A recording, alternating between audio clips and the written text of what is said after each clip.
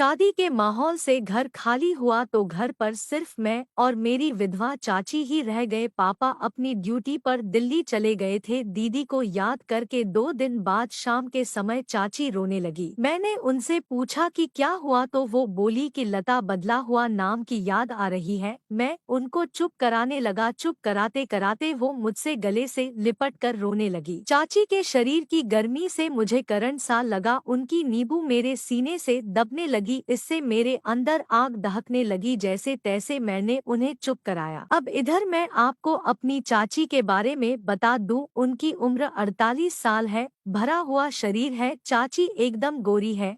उनकी वो बड़ी बड़ी है। उनकी वो का साइज गले लगने तक नहीं पता था, पर आगे सब बताऊंगा। उस शाम को हम लोग खाना खाने के बाद देर रात तक बात करते रहे। दीदी से भी फोन पर बात हुई। दीदी मुझसे बोली मेरी मम्मी का ख्याल रखना। मैंने दीदी से कहा आप फिक्र ना कीजिए, मैं हूँ न। चाची की आदत थी और रात को सोते समय नाइटी पहन लेती है, पर चाची अपनी नाइटी के ऊपर दुपट्टा डाल लेती थी। जिस समय मेरे सीने से चाची की नींबू सटी थी, मेरा मन मचल उठा था। उसके बाद अब मुझे चाची की नींबू के दीदार करने का मन करने लगा था। दीदी जब तक थी तब तक तो चिड़िया की कमी महसूस नहीं हुई, मगर अब मेरे पप्पू में नई चिड़िया के लिए कुलबुलाहट मचने। उस रात मैंने सोचा कि क्या चाची का इस उम्र में वो लेने का मन करता होगा। फिर मैंने सोचा कि चलो एक बार इन पर पासा फेंका जाए, क्योंकि दारू जितनी पुरानी होती है उतना ही ज्यादा नशा देती है।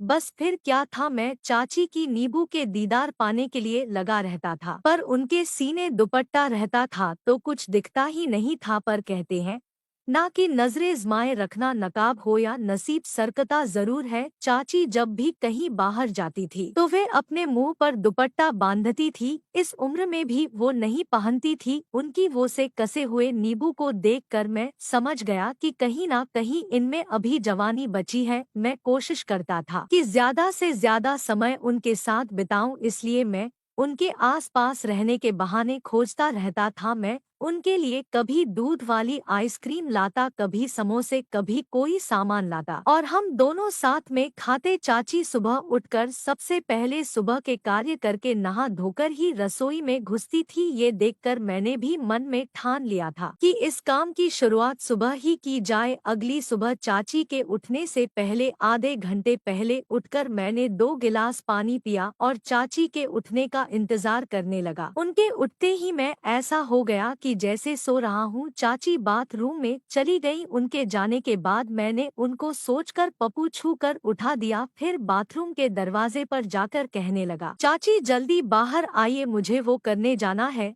चाची ने अंदर से आवाज दी, अभी तो घुसी हूँ, रुको, मुझे थोड़ा टाइम लगेगा। मैंने भी बाहर मुस्कुराते हुए मन में कहा, मैं इसलिए तो आया हूँ कि आपके शरीर का दीदार हो जाए। फिर मैंने आवाज लगाई कि मैं खुद को रोक नहीं पाऊंगा, तो उन्होंने टॉवेल लपेटकर मुझे अंदर बुला लिया और खुद दूसरी तरफ पलट गई। मैंने किया और उनकी तरफ पलटा तो उनका मुंह दूसरी तरफ था। उनकी पीठ तो नहीं पर शोल्डर दिखा जिस पर एक काला तिल था। मेरा दिल किया कि अभी ही छू लूं, तभी चाची बोली, हो गया? मैंने कहा हाँ, मैं बाहर चला आया। फिर अगले दिन भी मैंने यही किया। पप्पू खड़ा किया और बाथरूम के दरवाजे पर पहुंच गया। मेरा पप्पू एकदम उठा था। चाची ने आज अपनी नींबू तक वो कर रखा था, वो भी गीला था, इससे उनकी नींबू दिखने की पोजीशन में था। चाची अपनी वो पर हाथ रख कर मुड़कर खड़ी हो गई और कहने लगी, तुमको 2 दिन से इसी टाइम वो लग रही है। मैंने हंसते हुए वो छुआ और कहा, क्या करूं, मेरा ये जाग जाता है।